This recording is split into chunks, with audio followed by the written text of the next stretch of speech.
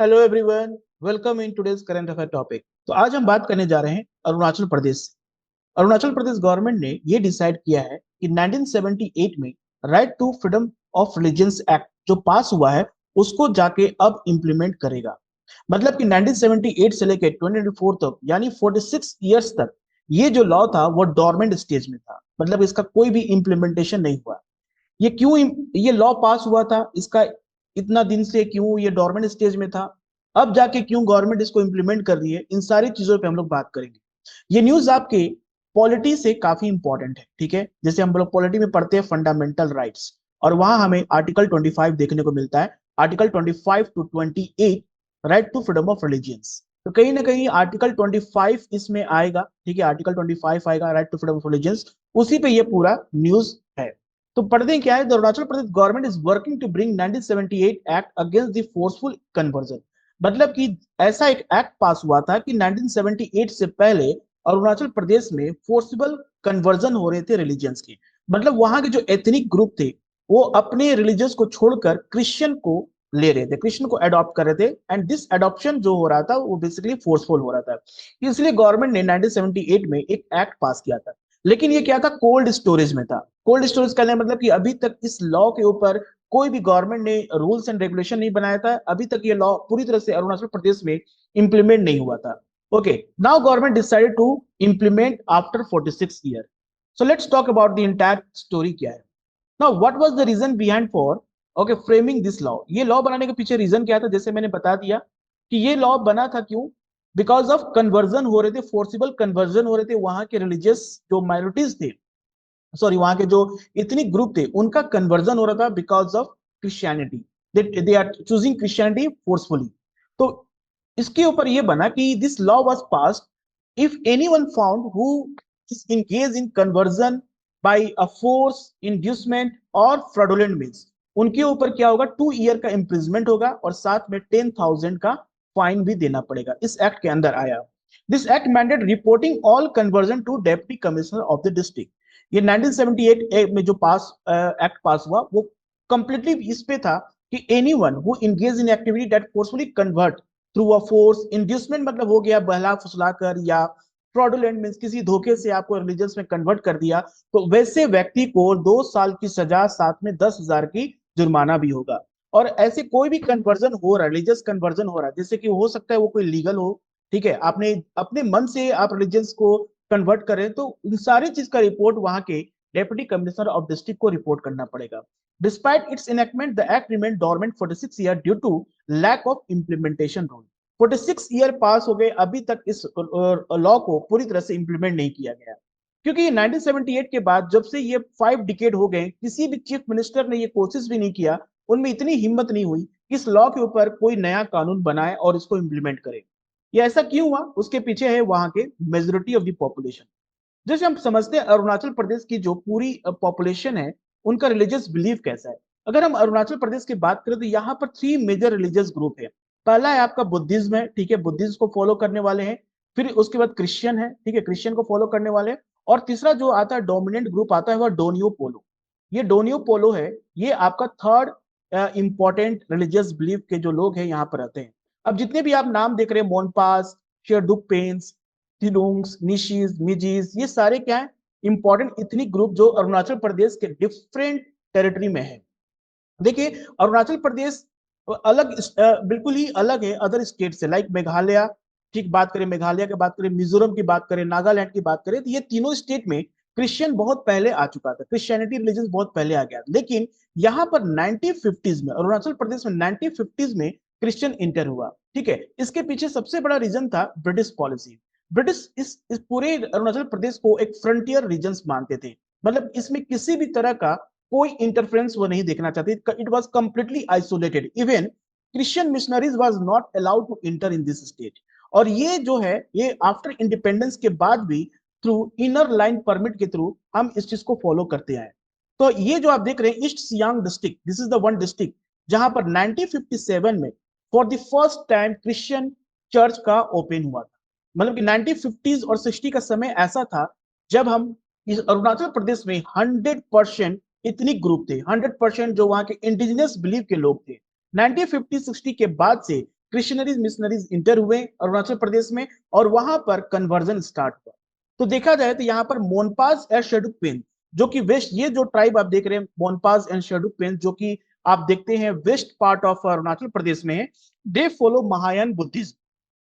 अब बुद्धिज्म को भी बिलीव करने वाले डिफरेंट टाइप्स के लोग हैं, ठीक है, मोनपास और शेड्युक्पेन से, जो कि वेस्ट अरुणाचल प्रदेश में है, okay, very close to Bhutan and Tibet, okay, Bhutan और तिब्बत से इनका काफी क्लोज बॉर्डर है। So they follow a Mahayana Buddhism. वही हम बात करें दूसरे ट्राइबल ग्रुप का, तो यहाँ पर जैसे कि आप देख सकते हैं कि एक और है, this is called Khamptis, okay, and Singphos. ये जो है खमटीज एंड सिंगपोज जो आप देख रहे हैं यहाँ पर म्यांमार के बहुत ही क्लोज है। They follow a Theravada Buddhism, Theravada Buddhism को फॉलो करने वाले लोग हैं। तो many tribes of Arunachal Pradesh they are also belong to polytheistic nature, जो कि मल्टीपल गॉड को बिलीव करते हैं, बिलीव इन मल्टीपल गॉड। और ऐसे भी ट्राइब्स हैं जो कि एंसेस्टर वर्शिप, अपने पूर्वज को भी वर्शिप करते हैं। तो देखिए कितना डाइवर्सिटी है यहाँ पर, इतने डाइवर्सिटी है। इसलिए अरुणाचल प्रदेश का एक तरह से ये ब्यूटी था कि people of Arunachal Pradesh believe in different religious groups. अब क्या हो रहा है कि इनका कन्वर्जन हो रहा है, इनका कन्वर्जन हो रहा है फ्रॉम देयर ओरिजिनल और इंडिजिनस रिलीजियस बिलीफ से अब ये क्रिश्चियनिटी में कन्वर्ट हो रहे हैं। तो जैसे कि डोनियो पोलो के बारे में बात की है, और टानी ग्रुप के जो लोग हैं, they basically belong to tribes Nyishis, Adis, Apatanis, Galos, Mishing, Tagins. ये सारे जो बीच में आप दिख रहे tribes, they believe in what, they believe in ancestor worship, they believe in they follow they worship sun and moon. Donyi Polo मतलब होता है सन और मून। ऐसे रिलीजियस ग्रुप जो कि सन और मून को पूजा करते हैं, वैसे जो ग्रुप के लोग हैं उनको कहते हैं डोनियो पोलो। और ये थर्ड मेजोरिटी पॉपुलेशन है पूरे अरुणाचल प्रदेश में, ठीक है। So why was the act introduce, जो एक्ट इंट्रोड्यूस उसके पीछे सबसे बड़ा कारण तो हमें समझ में आ गया, क्योंकि इसके पीछे कारण था कि फोर्सिबल कन्वर्जन को कैसे भी करके रोकना है, और इंडिजिनस जो फेथ है, वहां का जो इंडिजिनस फेथ और कल्चर है उसको प्रोटेक्ट करना है, specially the communities belong to Monpas, Sherdukpens and Tani tribe from the perceived threat of religious conversion. ठीक है, उनका कन्वर्जन हो रहा था। अब ये कन्वर्जन फोर्सफुल हो रहा या इंड्यूसमेंट हो रहा, या किसी तरह से आप कह सकते हैं कि इनको कहा जाता है प्रोसेलिटाइजेशन। प्रोसेलिटाइजेशन एक ऐसा मेथड है कि you join a group and you join a group for a political reasons, for some your believe, and you convert your religions.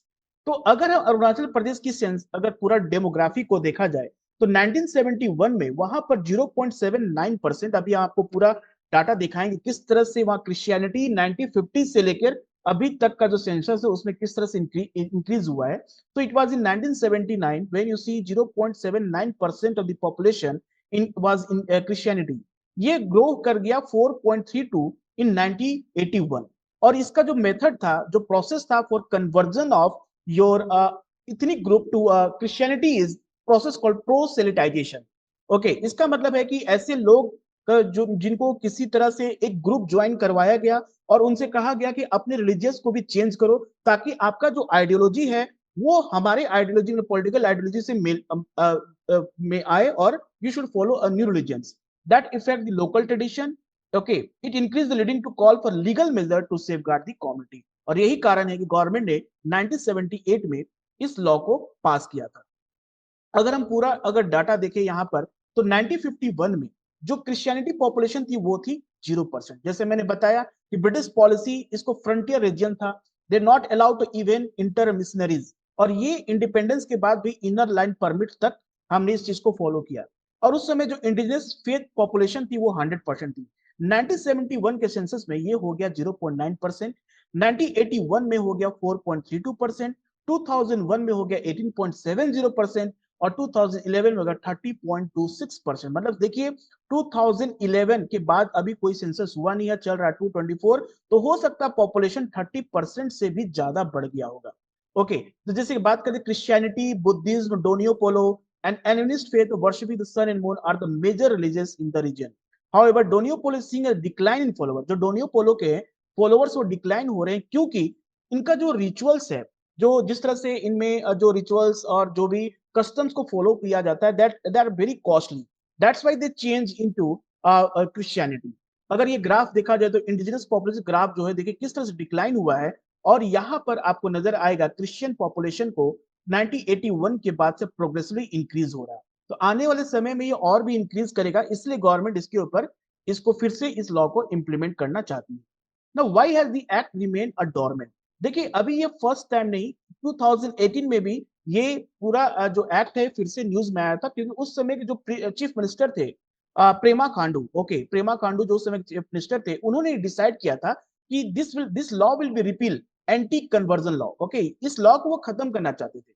वो 1978 का जो एंटी रिलीजियस कन्वर्जन एक्ट जो पास हुआ था, जो गवर्नमेंट ने वहां के इंडिजिनस ट्राइब को बचाने के लिए इस लॉ को पास किया था, 2018 में वहां के जो चीफ मिनिस्टर थे पेमा खांडू ने कहा कि ऐसा जो लॉ है it's completely against the Christian community, ये डिस्क्रिमिनेट करेगा, क्योंकि उनका कहना था कि we all follow secularism policy, we respect each and every religions, और ऐसा लॉ जो है वो क्या करे, क्रिश्चियन को टारगेट करेगा, क्योंकि उनका कहना है कि आज के समय any misuse of the law leading to the torture of the people, this cause a trigger large scale violence होंगे और state can break into pieces. उनका कहना था कि अगर ऐसा कोई हम लॉ लाते हैं, इसको इंप्लीमेंट करते हैं, तो पूरे पूरे स्टेट में दंगा फसाद होगा, और हमारे स्टेट जो आप देख रहे हैं एक एक डिस्ट्रिक्ट में बहुत से छोटे छोटे पीसेस में डिवाइड हो जाए। अभी हम बात करें जो प्रेजेंट कंडीशन है, 2001 के सेंसस के हिसाब से क्रिश्चियन की पॉपुलेशन 30 पॉइंट कुछ है। अब जाके ये पॉपुलेशन और भी ज्यादा इंक्रीज कर गया, तो गवर्नमेंट इस बात से डर रही है कि अगर ऐसा कुछ लॉ आता है तो majority of the population will be affected, okay. और यहाँ के जो डोमिनेंट ग्रुप है लाइक अरुणाचल क्रिश्चियन फोरम, वो भी इस चीज को बार बार ओपोज कर रहे हैं कि ऐसा कोई भी लॉ आना नहीं चाहिए, okay. Because of the number and opposition, no chief minister has moved to implement so far. Opposition government इस चीज को क्रिटिसाइज करती है, ओपोजिशन गवर्नमेंट क्रिश्चियन एमएलएज हैं, वो नहीं चाहते कि ऐसा कोई भी एक्ट पास हो। लेकिन अभी ऐसा क्या हुआ कि इस गवर्नमेंट इस एक्ट को लाना चाह रही है? तो हम बात करते हैं 2022 में टेम्बो टामिन। टेम्बो टामिन कौन है? ये formal secretary, former general secretary है indigenous faith and cultural society of Arunachal Pradesh के। इन्होंने गुवाहाटी हाई कोर्ट में एक पीआईएल फाइल किया और कहा कि अभी तक 1978 के बाद भी गवर्नमेंट इसके लिए कोई भी रूल एंड रेगुलेशन नहीं लाई है, गवर्नमेंट कंप्लीटली फेल हो चुकी है इस लॉ को इंप्लीमेंट करने के लिए। तो कोर्ट के परमिशन से क्या होगा कि इस लॉ को गवर्नमेंट को ये निर्देश दिया जाए, ये उनको सजेस्ट किया जाए कि now you come with some rules and regulation and implement this law for protection of indigenous tribe of the Arunachal Pradesh. अब कोर्ट ने इस पे रिएक्ट भी किया, कोर्ट ने कह दिया कि हाँ, एक टाइम लिमिट दे रहे हैं कि विद इन अ 6 मंथ, ये सितंबर की बात है, सितंबर 2024 में, सितंबर 24 में गवर्नमेंट हाई कोर्ट ने कह दिया है कि 6 मंथ के अंदर गवर्नमेंट किस तरह का लॉ लेकर आए और right to freedom of religious act है उसको इंप्लीमेंट करे।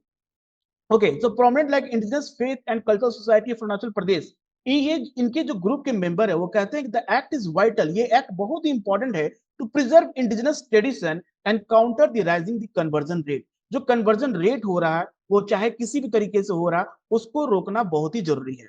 अब यहाँ पर बात करते हैं क्या बीजेपी और आरएसएस क्या रोल है। देखिए बीजेपी और आरएसएस को लेकर इस स्टेट में लोगों का अलग अलग ही ओपिनियन है। जैसे बात करें तार मिरी की, जो कि अरुणाचल क्रिश्चियन फोरम के अभी प्रेसिडेंट है, उन्होंने कहा कि बीजेपी और आरएसएस गवर्नमेंट जो कि स्टेट में है, वो इस यहाँ के इंडिजिनस बिलीफ को अपने सनातन धर्म के साथ जोड़ रहे हैं। वो कह रहे हैं कि ये लोग का अलग ही मतलब कि ओरिएंट मतलब ऑब्जेक्टिव है कि means they want to convert all people in Hinduism, Hindus पे कन्वर्ट करना चाहते हैं आरएसएस। ये बताते हैं कि इनका धर्म सनातन धर्म से कहीं ना कहीं मिला जुआ है।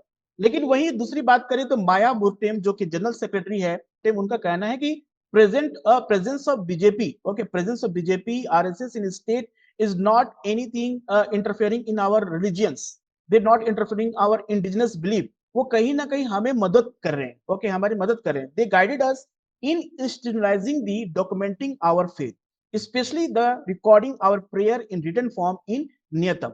जैसे हमारा गीता होता है होली बुक, उसी तरह इनका क्या है, एक नियतम है जहां पर जितने भी प्रेयर्स है सबको अब रिटन फॉर्म में हो रहा है, ताकि आने वाला जनरेशन इस चीज को पढ़े और समझे अपने जैसे हम लोग के पास गीता है, हम लोग के पास महाभारत है, रामायण है, कि हम लोग उसको पढ़ के समझते हैं कि हाँ हमारा बिलीफ सिस्टम ऐसा है, हमारा हिंदू कल्चर ऐसा है। उसी तरह नियतम जो होता है, this is one of the important, okay, that provide all the important written documents that is related with indigenous population, especially from Donio Polo Faith। ठीक है, तो यहां पर सबसे बड़ा कंसर्न और चैलेंजिंग पार्ट हो जाता है गवर्नमेंट के लिए, गवर्नमेंट को बैलेंस बनाना। ठीक है, आज के समय सेक्युलर कंट्री है, ओके, सेक्युलर कंट्री है और हमें फंडामेंटल राइट्स को भी प्रोटेक्ट करना है, ओके। तो revival of Arunachal Pradesh freedom religion act underscore tension between safeguarding cultural identity and ensuring religious freedom. जैसे कि आर्टिकल 25 हमारा क्या कहता है, आर्टिकल 25 ये कहता है freedom of profess, freedom of conscience. Okay, conscience कर सकते हैं आप, मतलब कि you can relate your religions. Okay, आप अपने हिसाब से, अपने किस तरह से अपने भगवान से आप अपना जोड़ना चाहते हैं, that is called freedom of conscience. You can mould your believe as per your own to the your government, okay, your god. उसके बाद फ्रीडम ऑफ प्रोपागेट है। ओके, यू कैन आप ऑल्सो एडवर्टाइजमेंट के थ्रू अपने religion की आप believe को बता सकते हैं दूसरों के लिए, प्रोफेस कर सकते हैं, मीन्स आपने रिलीजन्स को आप this is how you can declare openly, propagate, profess. तो ये सारे आर्टिकल 25 के अंदर में आते हैं, जो कि इंपॉर्टेंट होता है, लेकिन फोर्सिबल कन्वर्जन नहीं होना चाहिए। Okay, forcible conversion should be it's completely against the article 25. So its implementation require careful balancing to address the diverse perspective and uphold the constitutional rights. जो आर्टिकल 25 है, right to freedom of religions, उसको भी ध्यान में रखते हुए government को इस एक्ट को इंप्लीमेंट करना है, ताकि किसी भी अदर रिलीजियस के सेंटिमेंट्स को हर्ट ना हो। तो आने वाले समय में देखते हैं कि गवर्नमेंट किस तरह से इसको इंप्लीमेंट करती है, और इंडिजियस पॉपुलेशन जो बिलीव है उसको भी प्रोटेक्ट करती है, और साथ में क्रिश्चियन जो डोमिनेंट ग्रुप है उसके भी फेवर में काम करती है। थैंक यू एवरीवन, मिलते हैं नेक्स्ट क्लास और नेक्स्ट वीडियो में with another current affair topic. Thank you.